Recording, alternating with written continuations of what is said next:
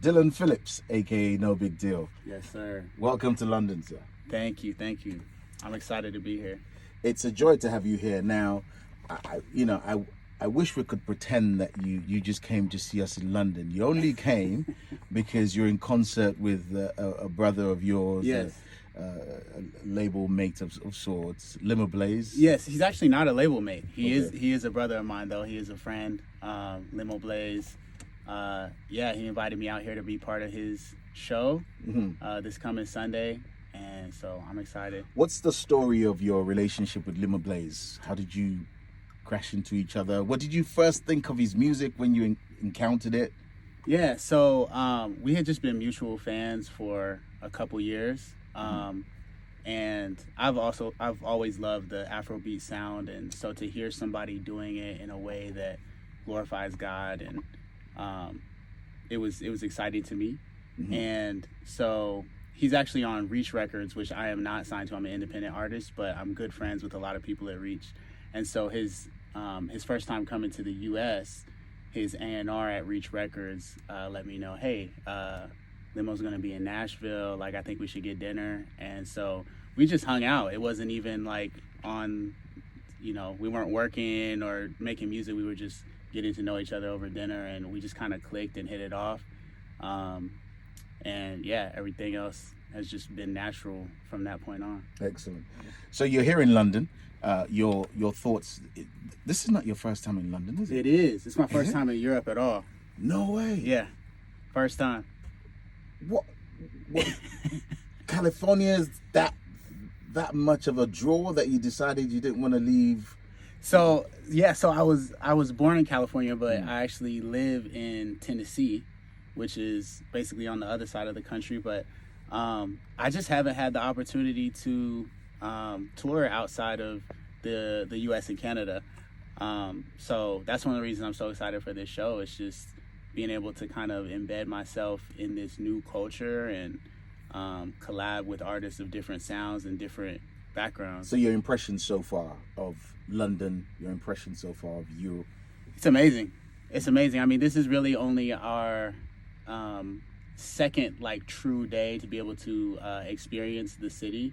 But so far, I love it. I mean, you guys have buildings that are older than our country, so so it's been very exciting to kind of just take in the history, especially the Christian history too. I'm very interested in that, just to experience the faith from a different perspective than the American perspective. So I love it so far. So it'll be a pleasure to catch up with you some other time to talk some more. But since we're here, there are a few things I want to ask you about. First of all, I mean, some people might call it a hiatus, but for you, and other people take a different view that actually, no, it's not. It's just brothers giving space for somebody else to release while you support each other. What's inspired for you? What's inspired the releases? One, the one that you have out at the moment. What's inspired that to work with other people and then leave your own album till later on? It's been about it's been a few years. It's been since 2019 since I've released a solo album. The last few years I've been focusing on Indie Tribe, which is what you're mentioning, which is a collaborative effort with a rap collective of 5 members, and we've put out 2 albums since my last solo album. And I think that I have a belief that, especially with the messages that we put into our music, that we are stronger together than separate. And so I saw kind of a void in the Christian rap industry of collaborative efforts like that. And so the last few years have just been about building Indie Tribe, which, we have the albums and the music, but also the community that surrounds Indie Tribe. We have an independent festival in Nashville, Tennessee, called Smoke, which is just a Christian hip hop festival that kind of combines all of the different sounds that are happening right now. Christian festival called Smoke. Aren't Yes. you glorifying cigarettes and smoking? So the fans understand. This is something that probably has not come over here yet, but the American fans understand that the real name of the festival is Holy Smoke. That is a name we just right now we can't use it because of a legal issue. So, but the fans know, they understand that when we say smoke, we're actually saying Holy Smoke. That was the original name. So for everybody listening, no, we're not promoting cigarettes. We're not promoting anything else. Holy Smoke is the name of the festival. For those who are not familiar, what are some of the things that you went through, and how did that affect the kind of music you made, whether sonically or lyrically? Mm-hmm. Yeah. So I think that one thing is I grew up in a tradition it viewed God as holy and a righteous judge, but it was very hard to understand him as a loving father. And because of kind of coming up in that environment, there was kind of this distance. I kept God at a distance, because I just thought that he was here to judge me, to condemn me. And because of that distance that I put between me and God, then I made a lot of very painful mistakes in relationships and being unfaithful, and really just chasing idolatry of relationships, and it wasn't until I could really view him as a loving father who has done everything that he can to draw near to me, make me acceptable, make me clean, and call me a son. Once that really took root in my heart, then that's when that felt distance went away, and I could really embrace God. And so you hear that journey all throughout my music. Even with my first album, Canopy, you hear me wrestle with those things, with unfaithfulness, and with my sin struggles, and really being able to view God as that loving father towards the end. Mm-hmm. So for you, for a lot of artists, the awards season is usually a high point. Over the years, I've had the chance to talk to different artists from your country about the Stellar Awards. Yes.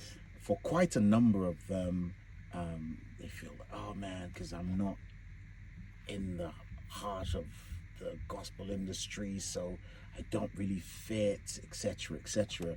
Here you are, a rapper, with your opportunity at the Stellar. Honestly, how did you feel, and what was the experience like? Yeah, man, a lot of this is still surreal to me. I'm just grateful to even be able to make music, and God allow me to make it a career. So when I'm nominated for a Stellar or nominated for a Dove, it just seems surreal to me. I'm just so grateful to even be considered, that people are, listening to the music and resonating with it, and that God's using it to help people. So the nomination is amazing. I have a song with KB called King Jesus that actually won a Dove Award last year. And those are just things that, like, I was not planning for that. I didn't even think that was on the radar, but that was just God's plan. And so, yeah, I'm just grateful. So that's great. But the Barry moment has to be a moment. And you're wondering, Barry moment, what's he talking about? Yeah. Barack Obama, of course.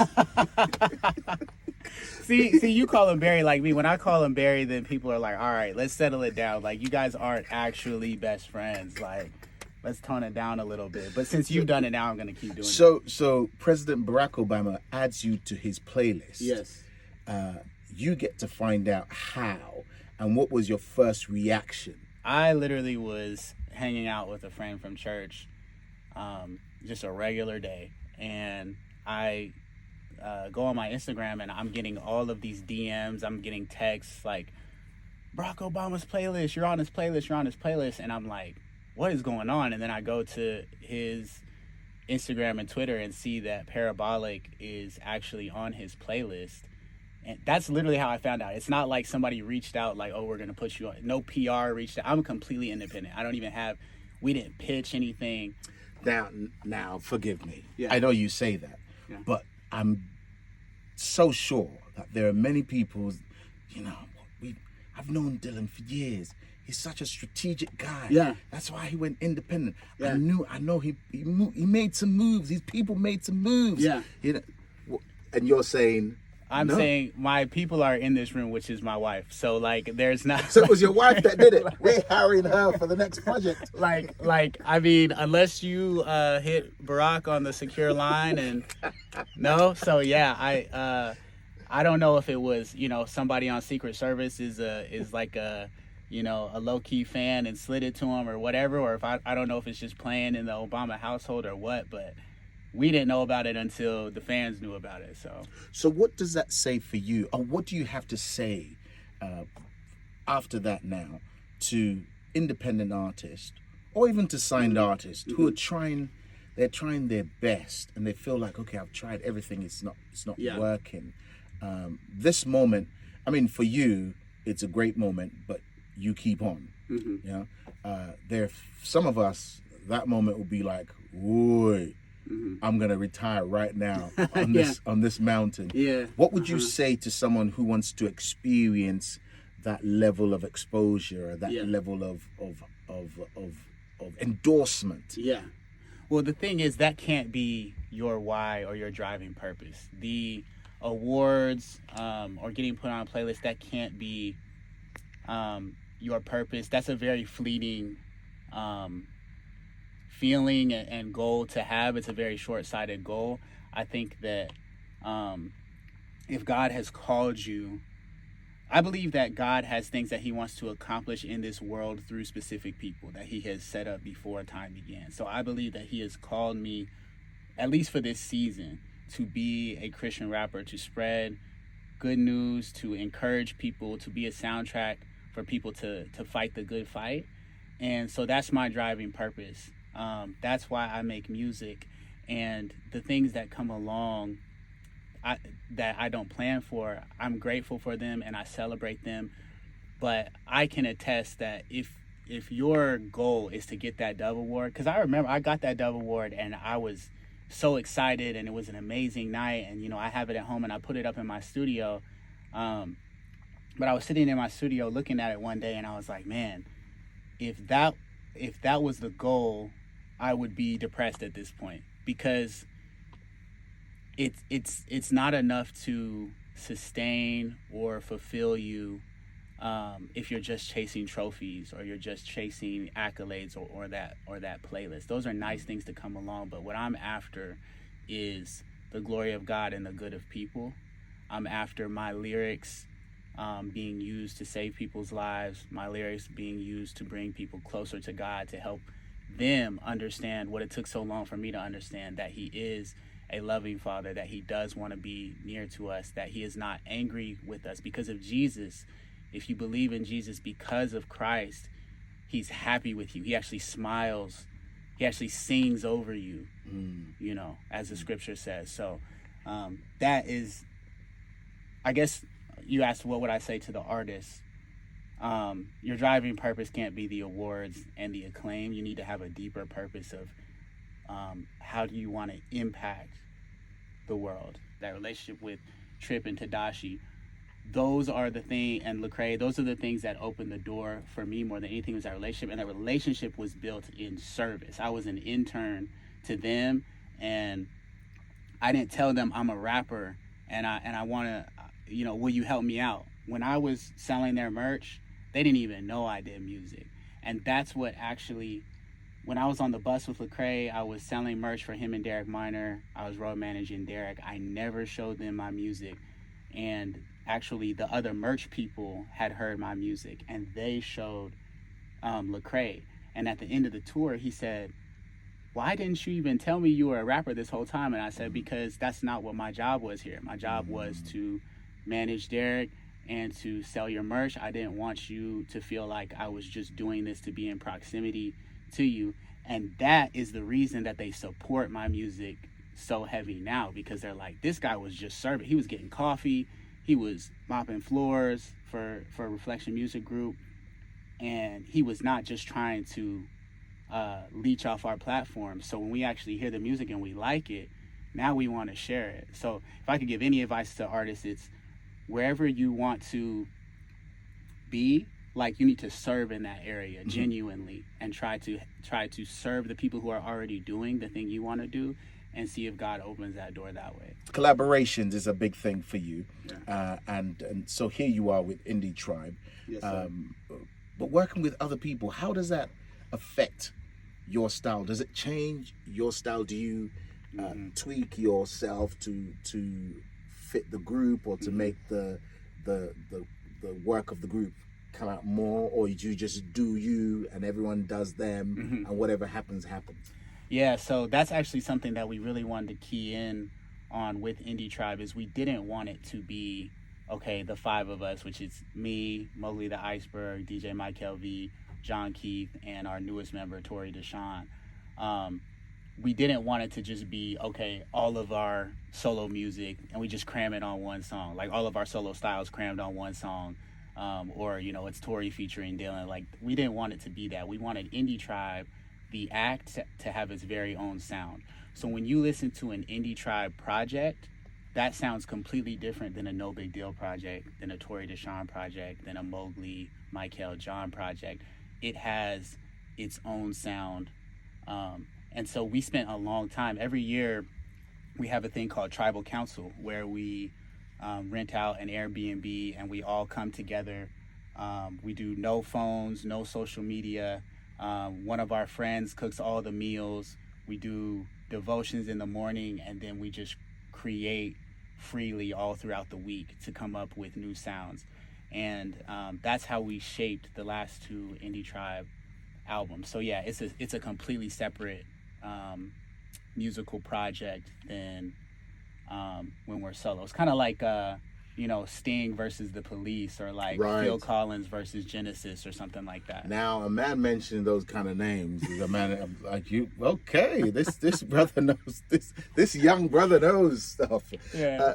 So your own project that's coming out, it might come out when? Next year, for sure. So 2024. Yes. Can you give us a peek into the future? Yeah. Of what's going to happen? What would the project sound like? What would it feel like? Yeah.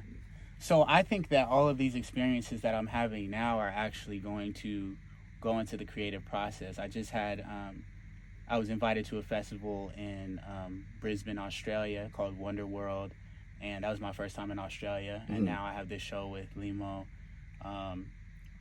here in London. And so I'm just trying to take my time, take in all these new cultures, all these new sounds, all these new experiences, spend increased time alone with God, walking with God, meditating on scripture, to kind of create a sound that I have not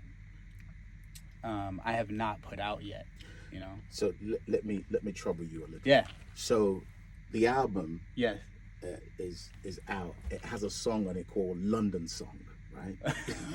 Okay.